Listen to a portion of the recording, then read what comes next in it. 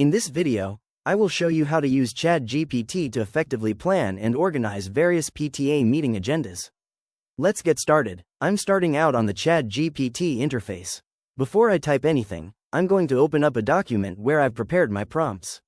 I'll start by selecting this initial instruction that tells ChatGPT exactly what I need: a professional, well-structured agenda creator that respects time limits.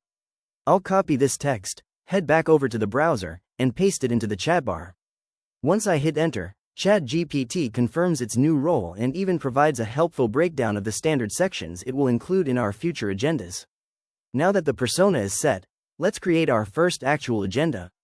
I'll go back to my notes and copy a prompt for a 60-minute monthly PTA meeting. I'll paste that in and watch as it generates.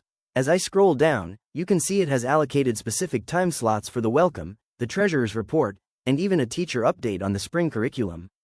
Next, I need a more detailed plan for a fundraiser. I'll grab the prompt for a 90-minute special planning meeting. After I paste and send this, ChatGPT builds a comprehensive guide covering event goals, budget approval, and task assignments for volunteers. It even includes a marketing and promotion plan. For those big end-of-year meetings, I'll now copy a prompt for a 2-hour annual general meeting. This is a much more formal request, and as I scroll through the response, you'll see it includes election procedures for new committee members and a review of the past year's achievements. Finally, I want a versatile tool I can use every time. I'll copy a prompt for a reusable PTA meeting agenda template.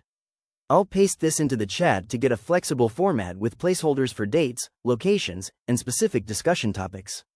This template ensures I never have to start from scratch again, keeping all our future meetings organized and professional.